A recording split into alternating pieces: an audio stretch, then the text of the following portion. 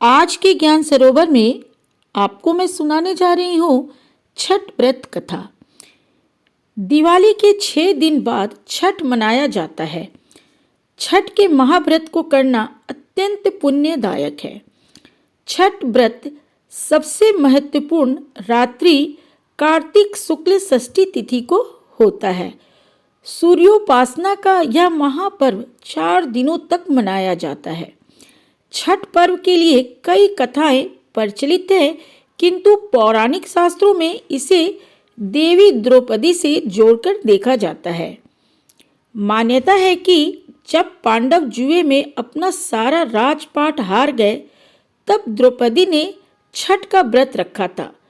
द्रौपदी के व्रत के फल से पांडवों को अपना राजपाट वापस मिल गया था। इसी तरह छठ का व्रत करने से लोगों के घरों में समृद्धि और सुख आता है। छठ मुख्य रूप से बिहार, झारखंड, उत्तर प्रदेश सहित कई क्षेत्रों में मनाया जाता है।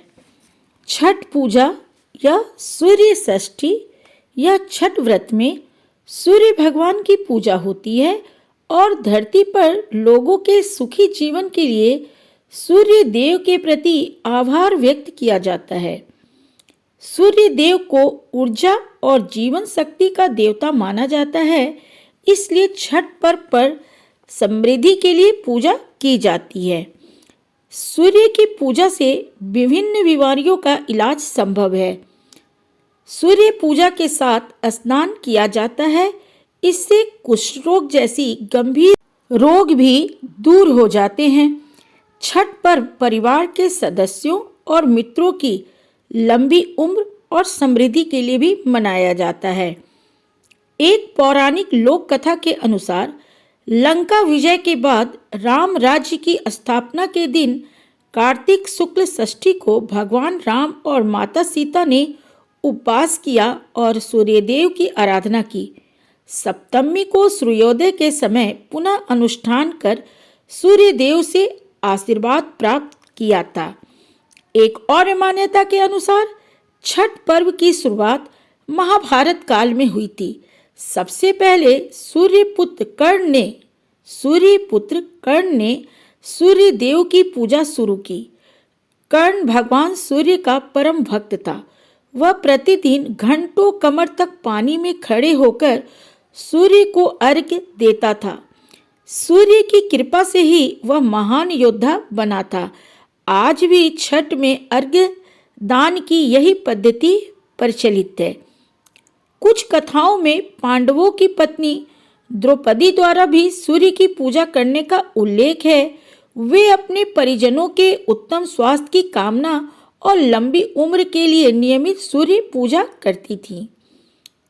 एक कथा के अनुसार राजा प्रियव्रत को कोई संतान नहीं थी। तब महर्षि कश्यप ने पुत्रष्टि यज्ञ कराकर उनकी पत्नी मालिनी को यज्ञाहुति के लिए बनाई गई खीर दी। इसके प्रभाव से उन्हें पुत्र हुआ, परंतु वह मृत पैदा हुआ।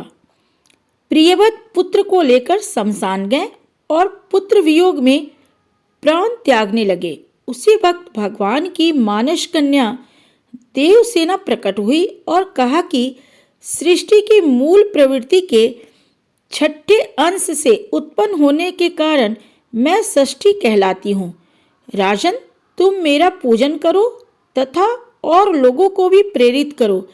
राजा ने पुत्र इच्छा से देवी षष्ठी का व्रत किया और उन्हें पुत्र रत्न की प्राप्ति हुई।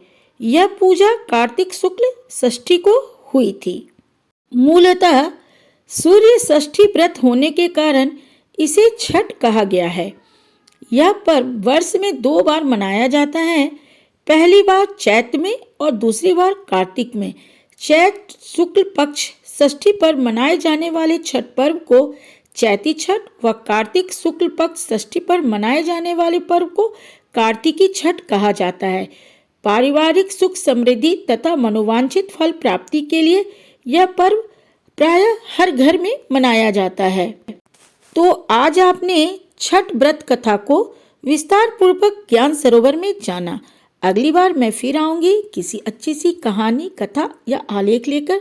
तब तक के लिए जय हिंद, जय भारत।